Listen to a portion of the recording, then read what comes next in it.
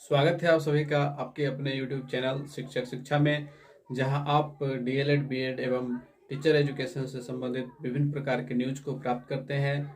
और फिलहाल DElEd classes चल रहे हैं और डीएलएड के जितने भी स्टूडेंट हमसे जुड़े हुए हैं उनका एक कॉमन सवाल मैं देख रहा हूं बराबर कि सर सीटेट की प्रिपरेशन कैसे की जाए और सीटेट की तैयारी के लिए हमें क्या करना होगा, क्योंकि सभी को पता है कि सीटेट पास करके ही आप टीचर बन पाओगे। तो सीटेट क्या है, सीटेट के बारे में आज मैं सारी डिटेल्स आप लोगों को बताने वाला हूं। और पहले प्रयास में सीटेट को क्लियर किया जा सकता है, बिल्कुल अच्छे से किया जा सकता है। और इसका बेहतर एग्जाम्पल मैं स्वयं हूं, क्योंकि मैंने 2011 सबसे पहला जो टेट आया था, बिहार टेट आया था, मैंने उसे पास किया। और उसके बाद जब मैंने ट्रेनिंग की, ट्रेनिंग करने के बाद मैं जब एलिजिबल हो पाया सीटेट में बैठने के लिए, तो पहले ही प्रयास में सीटेट के दोनों पेपर मैंने क्लियर किए। तो सीटेट को पहले ही प्रयास में कैसे किया जाए, आज मैं आपसे अपने सारे ट्रिक्स और टिप्स शेयर करने वाला हूं, ताकि हमारे जितने भी अभ्यर्थी हैं जो डीएलएड में एडमिशन करवा चुके हैं, आने वाले समय में एक सफल शिक्षक बनना चाहते हैं, वे सारे सीटेट के एग्ज़ाम में बिल्कुल आराम से क्वालिफाई कर जाएंगे। मैं आज आपको उन सारे टिप्स को बताने वाला हूं। सबसे पहले चीज़ ये देखिए कि सीटेट है क्या। तो सीटेट यानी कि सेंट्रल टीचर एलिजिबिलिटी टेस्ट। आप सीटेट को पास करने के बाद एलिजिबल हो जाते हो एक टीचर के रूप में काम करने के लिए। और अगर कहीं पे किसी राज्य के अंदर डायरेक्ट सीटेट से ही बहाली होती है, जैसे बिहार के अंदर आप सीटेट पास कर लिए या फिर बिहार का टेट पास कर लिए, तो डायरेक्ट आप टीचर के बहाली में आ सकते हो। वहीं कुछ ऐसे राज्य हैं जो अलग से एग्जाम लेते हैं, जैसे यूपी टेट, यूपी के अंदर होता है, सुपर टेट लिया जाता है। तो जो लोग सीटेट या यूपी टेट पास करते हैं उन्हें सुपर टेट में बैठना होता है, और सुपर टेट को पास करने के बाद वे शिक्षक के रूप में योगदान करने के काबिल होते हैं। वही कुछ ऐसी वैकेंसियां हैं जहां पे आपको अलग से एग्जाम देना पड़ता है, जैसे कि केवीएस के अंदर, केंद्रीय विद्यालय संगठन, एनवीएस के अंदर। एनवीएस में हालांकि प्राइमरी टीचर बहाली नहीं होती है, वहाँ पे 6 to 8 के टीचर्स बहाल होते हैं और आगे पीजीटी टीजीटी के टीचर बहाल होते हैं। लेकिन 6 to 8 में बहाल होते हैं नवोदय विद्यालय में भी, तो वहाँ पे भी अलग से आपको एग्जाम देना होता है। केंद्रीय विद्यालय में भी अलग से एग्जाम देना होता है, लेकिन सीटेट पास करने किए हुए जो कैंडिडेट रहते हैं वही उन सारे एग्जाम में बैठ सकते हैं। तो इसीलिए सीटेट सबसे पहला प्रवेश द्वार है, अध्यापक बनने का प्रवेश द्वार सीटेट को कहा जाता है। आपने डीएलएड किया, आपने बीएड किया, उससे आप टीचर नहीं बन पाओगे, आपको कम से कम सीटेट पास करना ही होगा। अन्य राज्यों के भी टेट पास करने होंगे, तभी जा करके आप अध्यापक बन पाओगे। तो CTET is the gateway of teaching job, ठीक है। शिक्षक का बनने के लिए सीटेट जो है वो आपका प्रवेश द्वार है। तो इस प्रवेश द्वार को कैसे पार किया जाए, आज के क्लास में वे सारे टिप्स मैं आप लोगों को दूंगा। देखिए, सबसे पहले चीज़ों को समझ लेते हैं जो टेक्निकल चीज़ें हैं। वर्तमान समय में सीटेट के 2 पेपर कंडक्ट हो रहे हैं। पहला जो पेपर है CTET paper first for 1 to 5 के लिए, यानी कि प्राइमरी लेवल फर्स्ट इसे हम कहते हैं। और इसके लिए एलिजिबिलिटी जो है वो है इंटरमीडिएट, न्यूनतम 50% अंकों के साथ, ठीक है, न्यूनतम 50% अंकों के साथ। रिजर्व कैटेगरी के कैंडिडेट्स को 5% की छूट मिलती है, लेकिन वो राज्य के अंदर, ठीक है। तो इंटरमीडिएट प्लस डीएलएड या फिर बीएड। अब यहाँ पे बीएड पे मैंने स्टार लगा दिया है। बीएड पे स्टार इसलिए लगाया है क्योंकि बीएड के जो अभ्यर्थी होते हैं उनके ऊपर आप देखोगे कि अभी हरियाणा में एक फैसला आया है कि बीएड के अभ्यर्थी प्राइमरी लेवल फर्स्ट में 1 to 5 में शामिल नहीं किए जाएंगे, ठीक है। तो बीएड के जो भी अभ्यर्थी हैं, तो कुछ राज्यों में अब शुरू हुआ है, तो हो सकता है आने वाले समय में सभी राज्यों में ऐसी व्यवस्था शुरू हो जाए। या फिर यदि आपकी बहाली होती भी है तो आपको 6 महीने का एक संवर्धन कोर्स करना होता है जो इग्नू करवाती है। तो इसीलिए बीएड के ऊपर मैंने स्टार लगा दिया है। जो भी डीएलएड के कैंडिडेट्स हैं उनके लिए कोई चिंता की बात नहीं है, उनके लिए कोई स्टार मार्क्स नहीं लगा हुआ है, वे बिल्कुल एलिजिबल है। दूसरा पेपर होता है पेपर सेकेंड 6 to 8 के लिए, यानी कि जूनियर टीचर इसे कहा जाता है। और इसके लिए एलिजिबिलिटी क्या होती है, तो ग्रेजुएशन प्लस डीएलएड या फिर बीएड। इसमें कोई स्टार मार्क्स नहीं है, अलग से कुछ नहीं करना होता है। आप ग्रेजुएट हैं, डीएलएड या बीएड किए हुए हैं, तब आप सीटेट पेपर सेकंड में बैठ सकते हो। और सीटेट पेपर सेकंड में बैठने के लिए एलिजिबल हो जाते हो, सीटेट पेपर सेकंड को पास कर जाते हो, तब फिर आप बहाली के लिए एलिजिबल हो जाते हो। ठीक है, अब नेक्स्ट लेवल सीटेट की भी बात चल रही है, और हो सकता है कि आने वाले 1 साल या 2 साल में ऐसा देखने को मिलेगा कि आपको हाई स्कूल के टीचरों के लिए भी यहाँ पे सीटेट पास करना अनिवार्य हो जाएगा। उनके लिए भी अलग से सीटेट के पेपर आएंगे। तो सीटेट के कुल 4 पेपर हो जाएंगे। अभी पेपर 1 पेपर 2 चल रहा है ना। पेपर 1 1 to 5 क्लास के टीचर्स के लिए होता है, पेपर 2 6 to 8 के लिए होता है, पेपर 3 आ जाएगा जो 9 10 के लिए होगा, पेपर 4 आ जाएगा जो +2 स्कूल्स के टीचर्स। आइए अब देखते हैं कि सीटेट का सिलेबस किस प्रकार का होता है। और सबसे पहले हम लोग 1 to 5 की चर्चा करेंगे। सीटेट लेवल फर्स्ट यानी कि पेपर फर्स्ट की बात हो रही है यहाँ पे। तो इसमें टोटल आपको 150 प्रश्न देखने को मिलते हैं, और टोटल मार्क्स भी 150 होते हैं। टोटल टाइम आपको 150 मिनट यानी कि 2.5 घंटे का होता है, और इसमें नेगेटिव मार्किंग नहीं होती है। एग्जाम अब सीबीटी बेस्ड होता है, यानी कि कंप्यूटर बेस्ड टेस्ट के माध्यम से आपको ऑनलाइन एग्जाम देना होता है। और ऑनलाइन एग्जाम देने के काफ़ी फायदे हैं, है ना। ऑनलाइन एग्जाम देने के क्या फायदे हैं, सबसे पहले इसमें आपको समय की काफ़ी बचत होती है। पहले ऑफलाइन एग्जाम होता था, उसमें आपको क्वेश्चन पेपर मिलता था, क्वेश्चन पेपर को आप देखने में 10 मिनट आपका लग जाता था। फिर अलग अलग तरह के साइन करने होते थे, है ना, बुकलेट नंबर लिखना होता था, कोड भरना होता था, और सबसे ज़्यादा इम्पोर्टेंट चीज़ कि गोला करने में बहुत ज़्यादा समय लगता था। गोला करने में कई प्रकार से कभी कभी बहुत सारी गलतियां हो जाती थी। आप 12 नंबर का कलर कर रहे हो तो हो जाता था 13 में, ऑप्शन नंबर सी कलर करना है तो हो जाता था बी। तो इन सारी परेशानियों से आप बच पाओगे। लेकिन इसका एक सबसे बड़ा ड्रॉबैक भी है, और ड्रॉबैक ये है कि आप जब एग्जाम देते हो तो आपको क्वेश्चन नहीं मिलता है, क्वेश्चन पेपर आपको नहीं मिलेगा। ऑनलाइन एग्जाम देने के बाद सारे क्वेश्चन कंप्यूटर के अंदर रह जाएंगे, और आपको 8-10 क्वेश्चन ज़्यादा से ज़्यादा याद रहेंगे, बाकी सब आप भूल जाओगे। हालांकि बाद में प्रकाशित किया जाता है प्रश्न पत्र, आप डाउनलोड कर सकते हो, तो वो चीज़ें मैनेज हो जाती हैं, उसमें ज़्यादा दिक्कत वाली बात नहीं है। तो ऑनलाइन एग्जाम होना काफ़ी सुविधाजनक होता है। तो सबसे पहले आप समझ लेंगे कि सिलेबस किस प्रकार का रहने वाला है। तो उसमें देखिए 5 सेक्शन होता है। सीटेट के अंदर 5 सेक्शंस होते हैं, और इन 5 सेक्शन में 30-30 प्रश्न होते हैं, 30-30 मार्क्स के। तो टोटल 150 प्रश्न 150 मार्क्स के। ठीक है, तो ये 5 सेक्शन कौन कौन से हैं आप इसे समझ लें। सबसे पहला सेक्शन कहलाता है CDP, यानी चाइल्ड डेवलपमेंट एंड पेडागोजी। ये काफ़ी इंपॉर्टेंट चैप्टर है सीटेट के अंदर, और इसकी तैयारी होनी काफ़ी ज़रूरी है। और इसीलिए मैंने डीएलएड के क्लासेस में जो भी टैली किया है सीटेट्स के CDP चैप्टर से, मैंने उसके ऊपर विशेष नोट्स बना करके आप लोगों को दिखाया, समझाया है, ताकि आपकी समझ बन सके और आपकी तैयारी डीएलएड के साथ साथ सीटेट की भी होती चले। तो CDP से आपको 30 सवाल पूछे जाएंगे। ठीक है, और CDP का डिटेल सिलेबस क्या है इसको भी आपको जानना है। तो मैं इन सारे डिटेल सिलेबस का जो इन्फॉर्मेशन बुलेटिन आता है सीटेट का, मैं उसे आपको टेलीग्राम चैनल पे डाल देता हूँ, आप वहाँ से डाउनलोड करके देख लेंगे।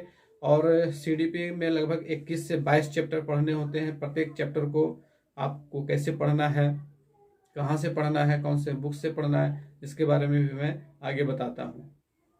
दूसरा है मैथमेटिक्स का सेक्शन होता है।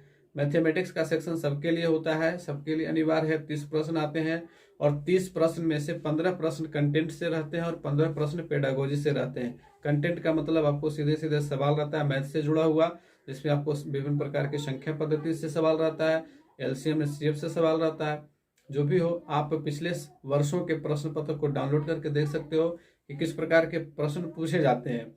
सीटेट के प्रश्नों का जो सबसे बड़ी विशेषता है, प्रश्नों की जो सबसे बड़ी विशेषता सीटेट के अंदर है, वो ये है कि सीटेट के जो प्रश्न होते हैं वे कॉन्सेप्ट बेस्ड होते हैं, आपकी समझ के ऊपर आधारित होते हैं।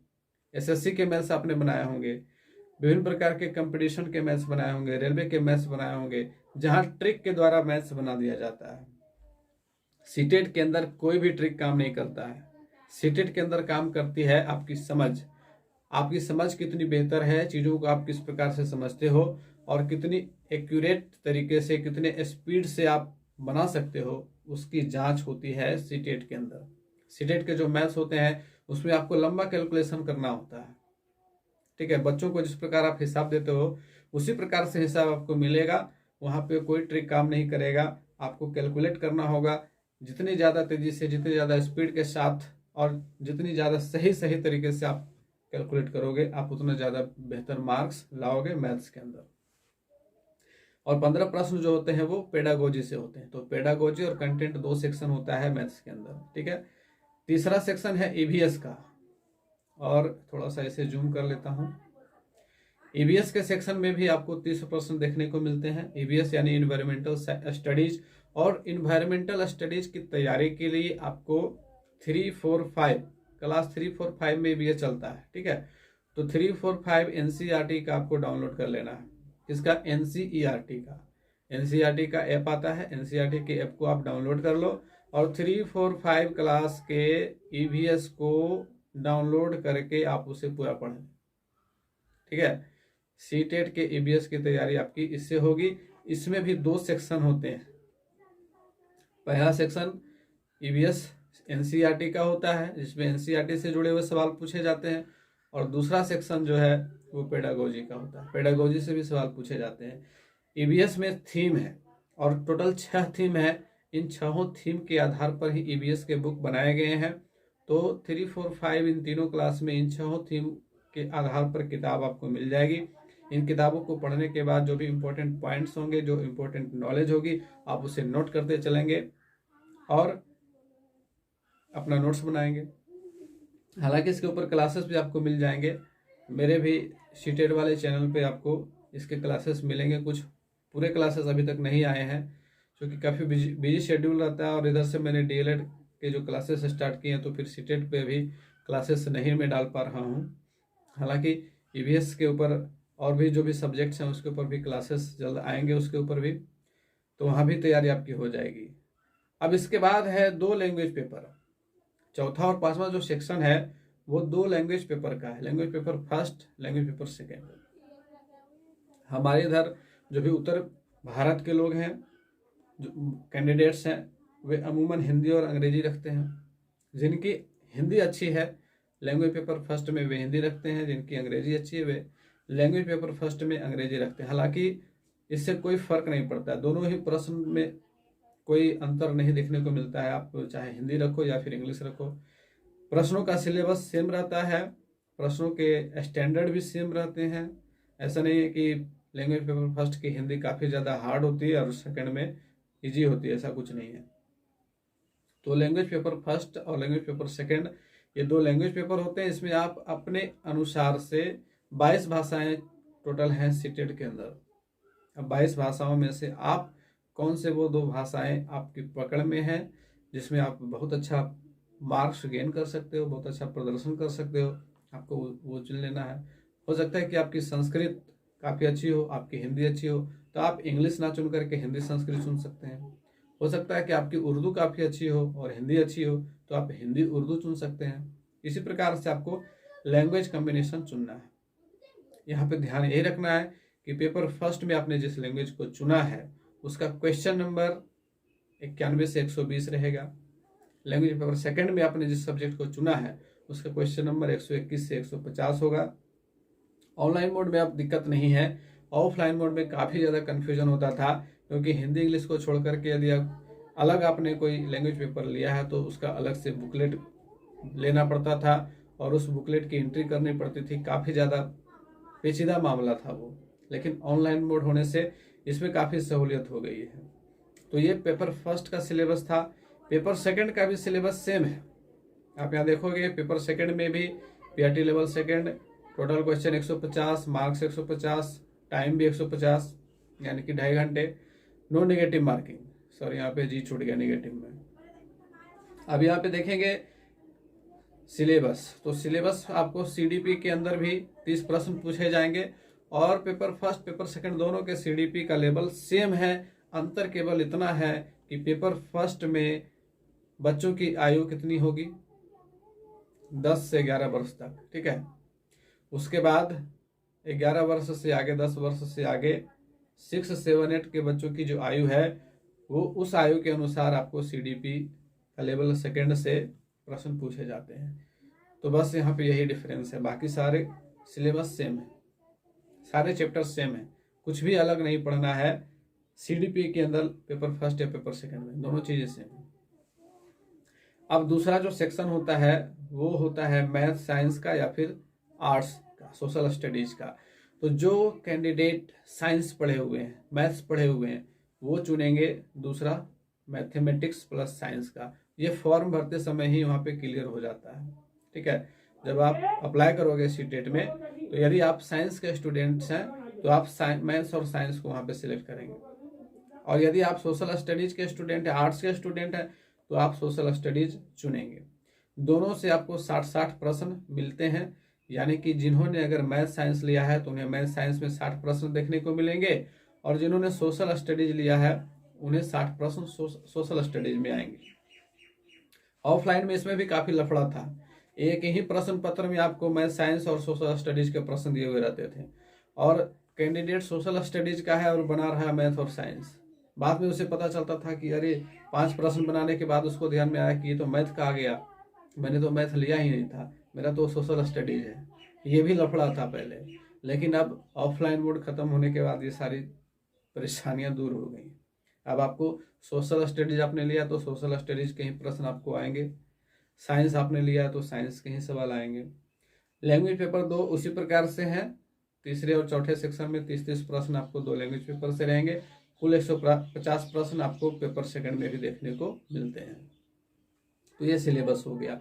डिटेल सिलेबस के लिए मैंने आप लोगों को कहा कि मैं टेलीग्राम चैनल पे इसका डाल दूंगा, आप वहां से डाउनलोड करके चैप्टर वाइज जिसका सिलेबस दिया हुआ रहता है कि कितने चैप्टर आपको पढ़ने हैं, क्या क्या पढ़ना है, वो सारा कुछ।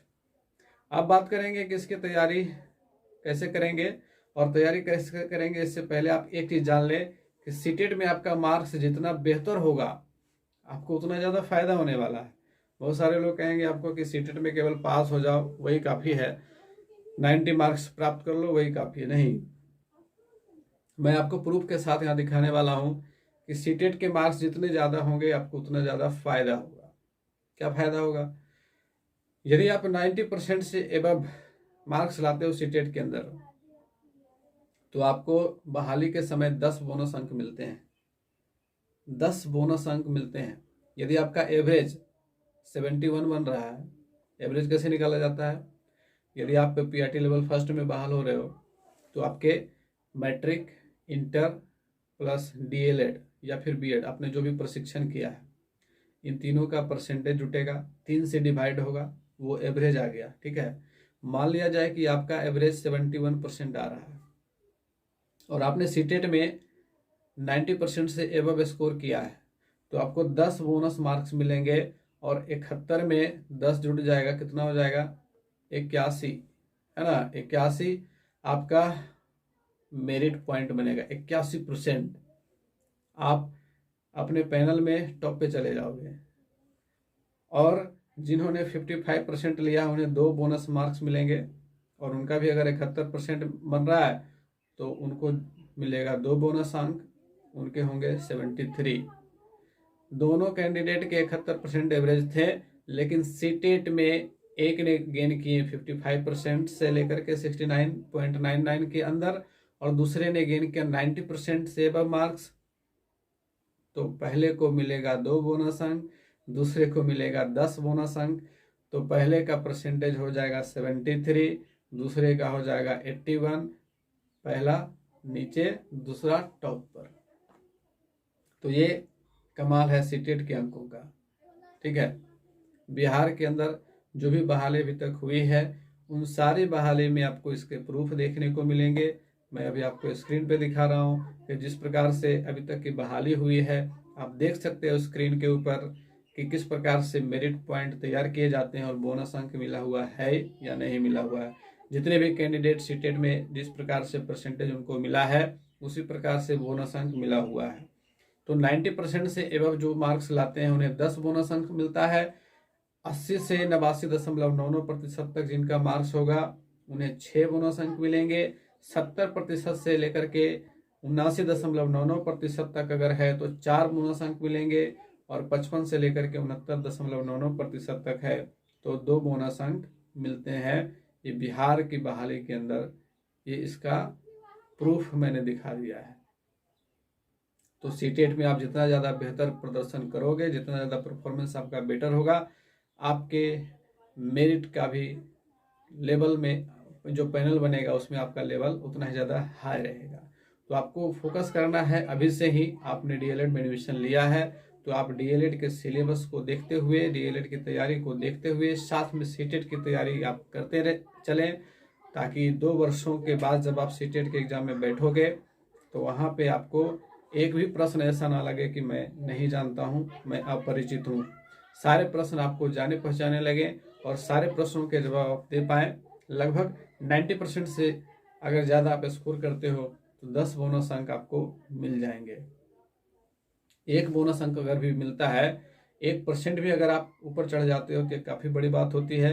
1% से बहुत सारे लोग चूक जाते हैं नौकरी पाने से, और अगर 90% अगर कोई लाता है और उसका एवरेज अगर 60 बन रहा है तो 10 बोनस अंक मिलेगा, उसको 70% हो जाएगा उसका, और 70% होने का मतलब है कि जॉब गारंटी के साथ मिल जाएगी।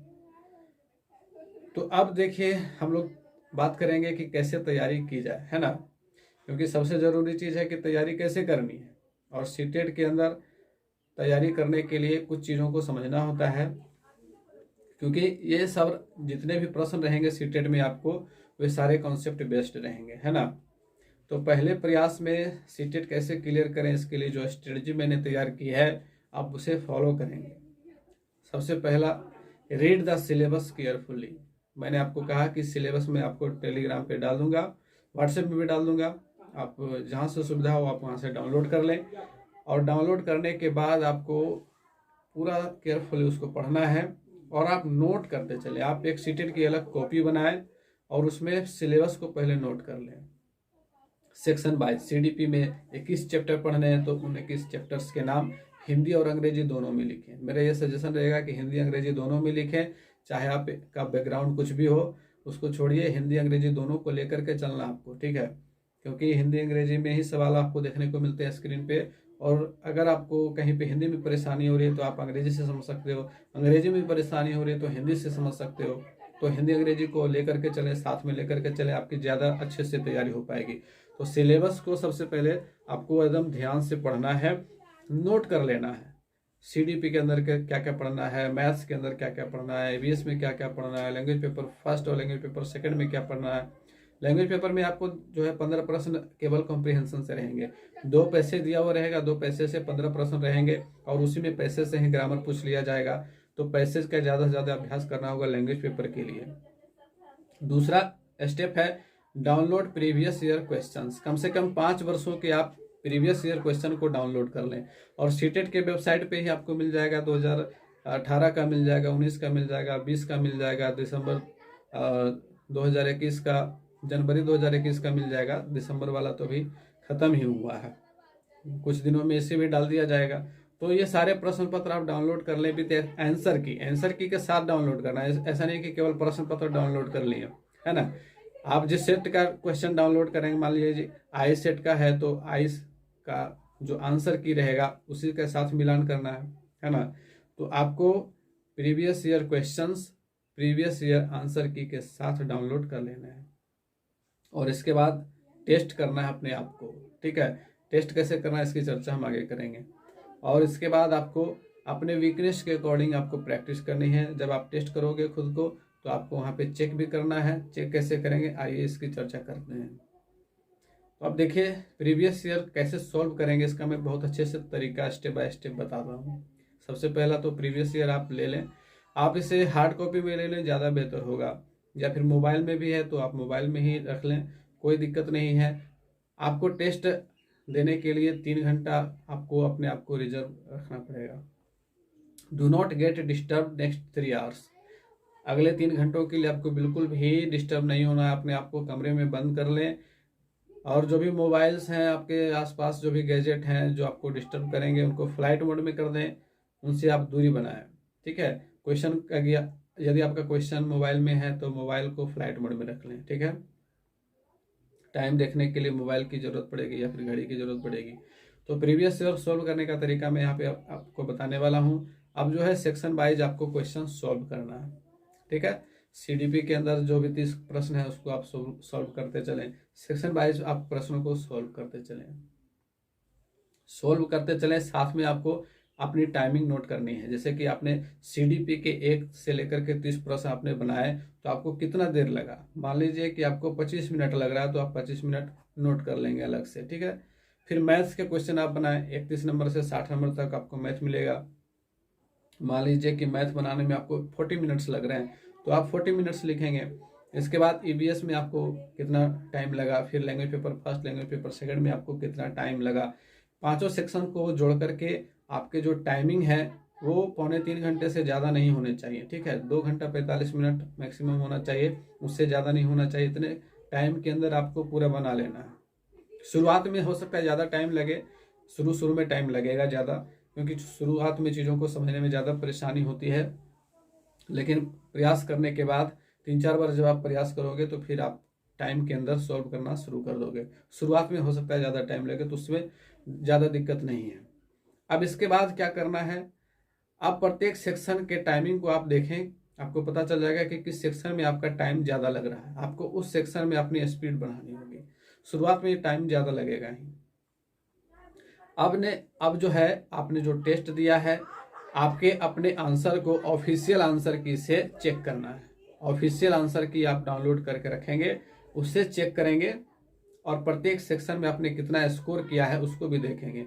सेक्शन वाइज स्कोर देखेंगे। ठीक है, टोटल स्कोर नहीं देखेंगे, सेक्शन वाइज स्कोर देखेंगे। इससे आपको पता चलेगा कि किस सेक्शन में आप अच्छे हैं, किस सेक्शन में आप कमजोर हैं।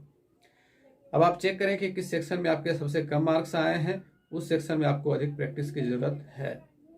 प्रत्येक सेक्शन में अपने गलत उत्तर वाले प्रश्नों को चिन्हित कर लें। ठीक है, और चेक करें कि यह सिलेबस के किस टॉपिक से जुड़ा हुआ है, किस चैप्टर से जुड़ा हुआ है। इससे आपको यह पता चल जाएगा कि किन किन टॉपिक पे आपको अधिक मेहनत करने की जरूरत है। ठीक है, इसी प्रकार से आप कम से कम पिछले 5 वर्षों के प्रश्न पत्रों को हल करेंगे। निश्चित रूप से आप अपनी कमजोरियों को और स्ट्रॉन्ग फील्ड्स को समझ पाएंगे। अब आपको पता चल जाएगा कि आपको अपनी तैयारी कैसे करनी है, और अपनी तैयारी बेहतर बनाए रखने के लिए हमारे साथ जुड़े रहें। और बुक्स कौन सा लें, सीटेट की तैयारी के लिए बुक्स कौन सा लें, ये भी काफ़ी बार प्रश्न पूछा जा चुका है। तो देखिए, सीटेट की तैयारी के लिए एक गाइड मैं रिकमेंड करता हूँ, ज़्यादा मैं रिकमेंडेशन नहीं करता हूँ। एक गाइड आप अरिहंत प्रकाशन की लें। 1 to 5 के आप कैंडिडेट हैं तो 1 to 5 के लें। 6 to 8 भी अगर आप एलिजिबल हैं, जो ग्रेजुएट हैं और डीएलएड कर रहे हैं, तो वो दोनों पेपर में बैठ सकते हैं। तो जो दोनों पेपर के लिए एलिजिबल हैं, दोनों पेपर का गाइड ले लें। ठीक है, अभी से ले लें। गाइड से आपको तैयारी करने के जितने भी संसाधन हैं वो सारे मिल जाएंगे, सारे मटेरियल मिल जाएंगे। अरिहंत प्रकाशन में जो भी गाइड जो भी रहता है प्रिंटेड, वो अच्छा रहता है। 95 to 96% करेक्ट रहता है। 3-4% गलतियां मिलती हैं केवल प्रश्नों में, बाकी प्रिंट मटेरियल में कहीं गलती आपको देखने को नहीं मिलेगी अरिहंत प्रकाशन के गाइड में। और साथ ही साथ आपको क्या करना है, प्रीवियस ईयर क्वेश्चन हल करना है। ईवीएस में मैंने आप लोगों को बता ही दिया कि एनसीईआरटी के बुक से 3, 4, 5 क्लास के जो भी बुक हैं वो आप डाउनलोड कर लेंगे और उसका नोट्स बना लेंगे। ठीक है, तो अब उम्मीद है कि समझ में आ गया होगा कि सीटेट की तैयारी कैसे करनी है। सबसे ज़्यादा चीज़ है प्रैक्टिस की ज़रूरत होती है। जितना ज़्यादा प्रैक्टिस करोगे, आपकी जो क्षमताएं हैं वो उतनी ज़्यादा बढ़ेंगी, आपकी कैपेसिटी उतनी ज़्यादा अच्छी होंगी और आप अच्छे से अच्छे मार्क्स गेन कर सकोगे।